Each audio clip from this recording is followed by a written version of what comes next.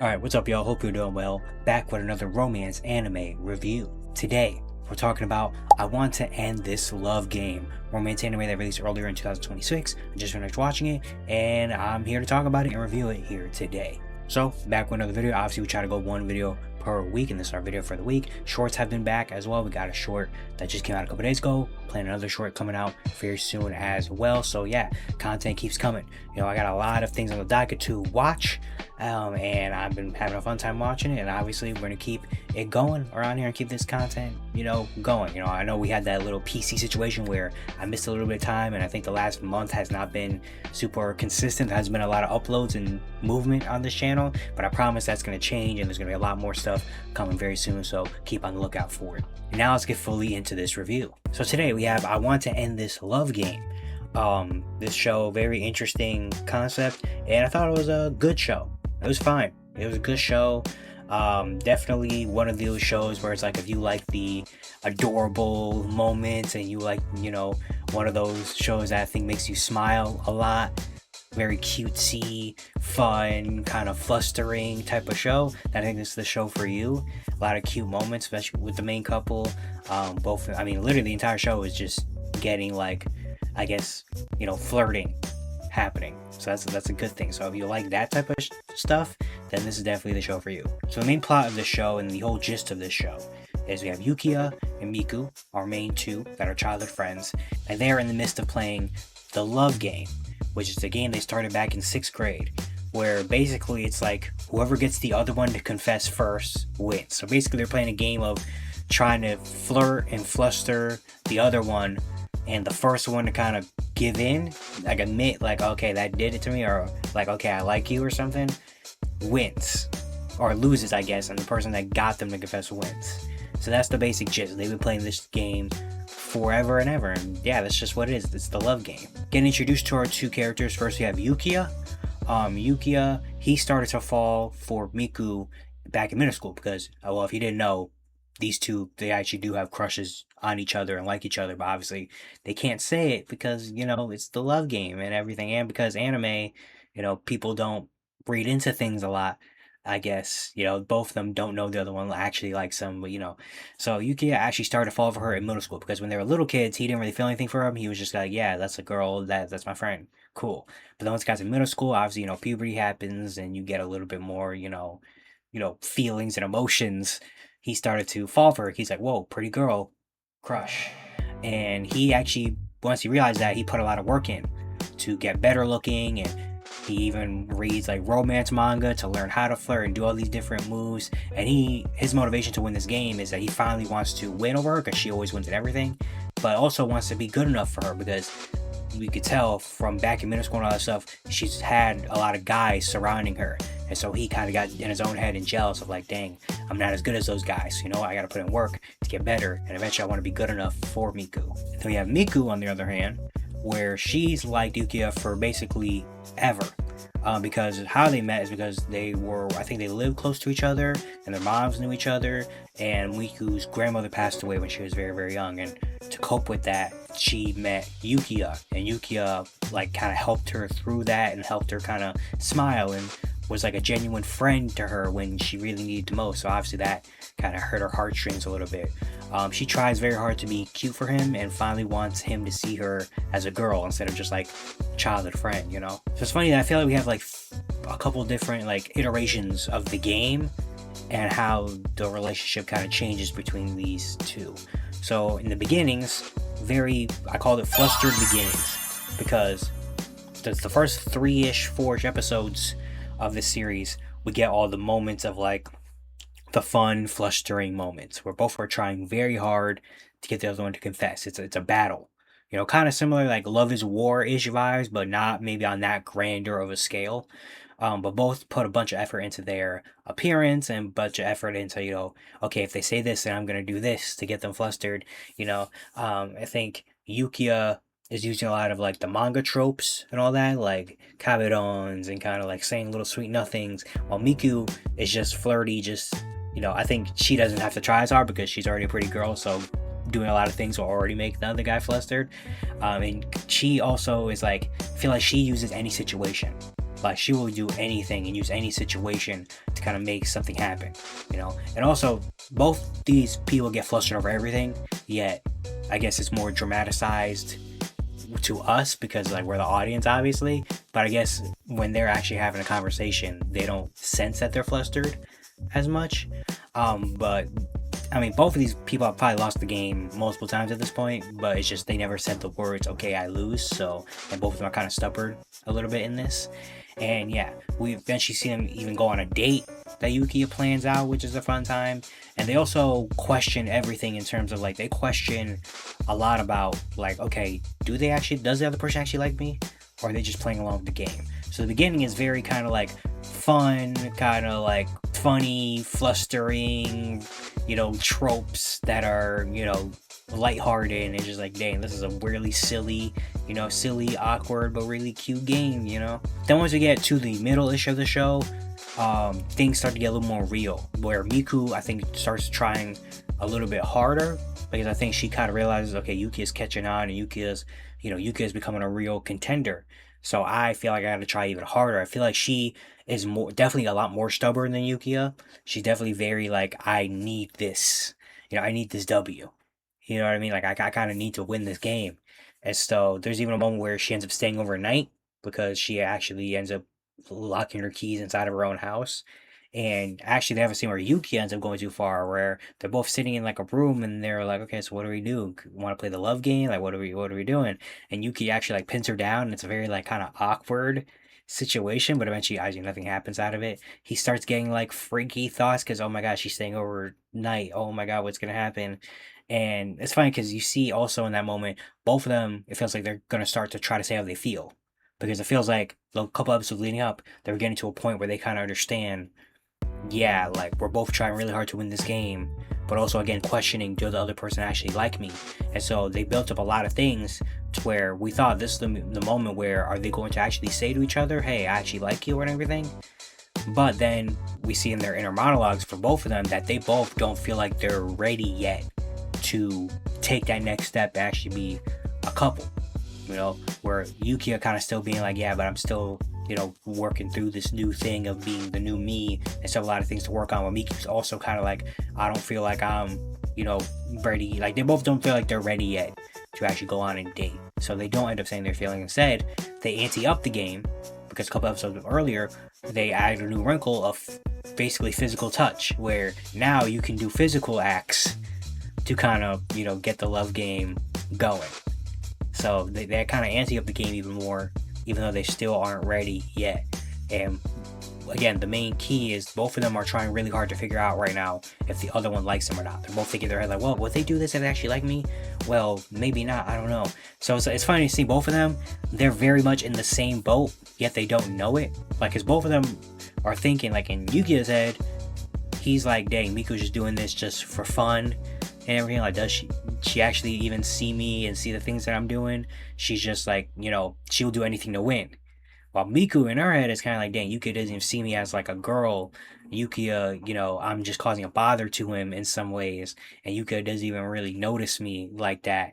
And also, he's not even reacting to the things that I do because he's so stone hard. So, like, it's funny that I feel like both of them are like thinking the exact same things. It's just obviously the opposite way towards the other person. So it's very, very funny. Then we get to the big moments, which happen, I feel like, between the middle and probably between episode 8 to 10-ish of the show, where the big moment is Miku ends up getting jealous of Yukiya for talking to basically another girl that's in Miku's friend group, goes over, and her and Yukiya kind of hit it off a little bit. They have things in common, and like that, they get along with each other. He calls her cute, which is something he's never done to Miku, so Miku gets very jealous. Obviously, that's what she wants out of Yukiya.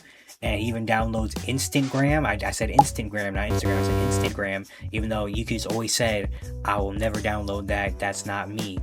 But coincidentally, she said, do you have Instagram? He's like, no. Then eventually the next day he ends up downloading it. But he did not download it for her. He downloaded it for Miku in a different reason. But in Miku's head, it's like, oh my god. So this pretty girl tells you to do it, and you'll do it. But me, your best friend, huh? Like, and Miku gets very in her own head about it, because obviously she wants to win this game, but also she wants Yuka to finally see her as a cute girl. And so she feels like everything I'm doing is not working. So they end up playing the Pocky game. And it's actually an insane scene, because they play it they literally use the whole box. They play it over and over and over again, being like, okay, the first one to kind of first one to look away, or first one to kind of lose control of the Pocky loses. And both of them again are stubborn in this, so like, they keep going, and literally every time they get right here to like almost kissing, and then they stop. It basically becomes a war of attrition, where it's like, okay, who's gonna be the one to withstand this, but also on the other hand, who's gonna be the one to make the first move and actually make the kiss happen, because we're right here, but who's gonna be the one to make the kiss actually go through with it, and so it's a very interesting scene where they keep going. Eventually they do end up kissing, and they end up getting like lost in the game, basically, where they literally sit there for hours with brain going through the whole Pocky box until they do end up kissing. And eventually Miku runs away, and Miku ends up really disappointed in herself after this scene, because she feels like she is getting lost in the love game, and also she feels gross for using this Pocky game and using her like womanly charm and just that I'm a girl to take advantage of Yukiya, and I'm doing all this just to get his approval that I'm cute. Like, I feel gross about it, which is a very interesting kind of way that they did that, which I feel like I don't really feel like I've ever really seen ish a little bit before, where Yukiya's like, dang, like that wasn't a real kiss. I'm doing all this. Why do I need to do all this just to get his approval that I'm cute? Like, I feel like I'm taking advantage of me being a girl and all that. And it's a very interesting way they go down, and Miku's actually really like going through it in her own head, like, because obviously it's like, I love this guy so much, I want him to call me cute, I want him to look at me like that, but I don't think he is, and now I'm resorting to these tactics, like cheap tactics, just to do that.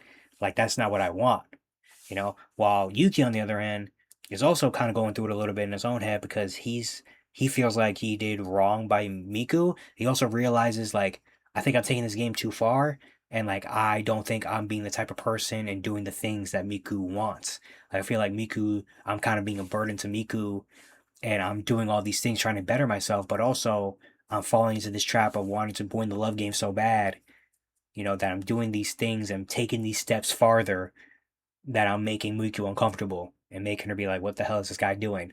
So they're both in their own head, kind of being like, what's going on? And eventually, after talking with other people, he wants to be there for her, and like be there for her to figure things out for Miku. Like, he's like, I want to be a better friend more than anything. So he ends up going to her house because she ends up getting sick. So he goes to her house, that trope. He takes care of her and doesn't really have a lot of the love game facade. He does say it once or twice, but I feel like he's more genuinely there just to be there to help her, his friend. Not there just to try to get points in the love game or anything like that. Like, that's what it felt like to me, at least.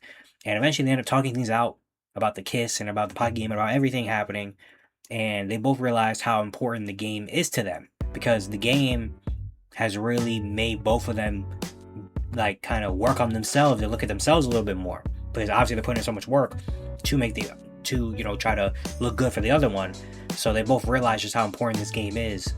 It's just like, dang, like this game is really like, this is kind of how bettering both of us, so let's keep playing it.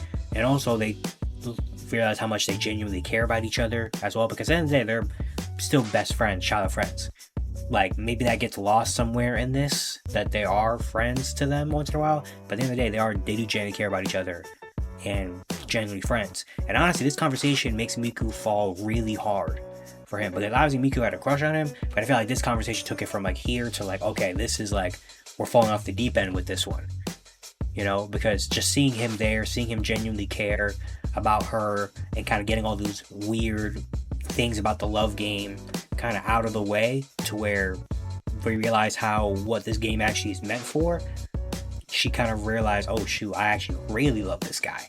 And then we get the end, the final like episode-ish or two, where it feels like, at least to me watching, they feel a little bit more truthful to each other, and it feels like, not the saying they were being slimy about the love game before, but it just felt like the love game, it feels like the relationship just changed a little bit after that conversation, where they both kind of feel a little more truthful and feel a little more comfortable, but also somehow less comfortable at the same time, because, they're more comfortable with each other in terms of like, I guess, like being in each other's, I don't even know how to say it, like being in each other's presence, but feel more comfortable about playing the love game, but also less comfortable literally, because Miku, now that she realizes, okay, I'm falling deeply hard for this guy, she gets a lot more flustered than usual, where she can't really do a lot of her certain usual things she does during the love game, because it's like, dang, like I've fallen even hard for you. And honestly, that happens to Yukiya a little bit as well, where they both are like more comfortable with themselves, but maybe not as comfortable with the other person, I guess, maybe trying to describe that.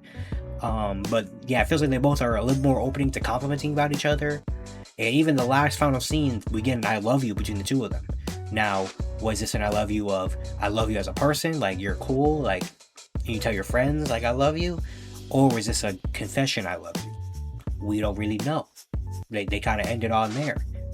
And it feels like, honestly, to me at least, especially after the conversation that they had to kind of clear everything up, they both know that the other person likes them. Like, they definitely feel like somewhere in their minds, both know, yeah, they like me. But this is the game. It's the love game. And the love game is how they show their love for each other. Where at first, that's I think really what I'm trying to say. Like at first, the love game is literally just like a competition between the two to try to see who breaks. Then it feels like it's transitioned to where the love game is just how we show affection, and the love game is like just something that we do, you know, to show like, hey, you know, I care about you so much that I'm gonna play this game, you know, because that's how we do things. So that's how I feel like the love game has really transcended from being just like a fun, friendly competition to like it taken too seriously, and now we're really in this battle to like, well, this at the end of the game is a game. End of the day, it's a game, and now it's like, hey, this is how we show love for each other. So like that arc that is taken, I feel like they did it very well. Because honestly, I definitely thought, okay, this show, after the first 3 or 4 episodes, I thought this show was going to get subject to like, okay, this is going to get kind of old. Because if this is just what the show is going to be, and nothing really is going to happen, and no progress is going to be made, then, like, what are we doing here? But I think what made this show pretty good is that they showed progress, but also kept the same. Like, they didn't just completely change everything about the show. Like, they didn't just get rid of the love game, or they didn't just take the love game from here all the way to here and make it something completely different. Like, honestly, look at all 12 episodes. It's the same concept, basically, of everything of the love game, but it matured over time, and it changed with the characters. Where the characters changed, the characters' opinions and feelings changed, and we got more clarity about a lot of things. And so you see, like, you can tell from episode 1 and 2, like, the love game and the characters are very different from episode 11 and 12, where it feels like it's the same thing. Technically, it's the same gist of everything, but it feels so much more different.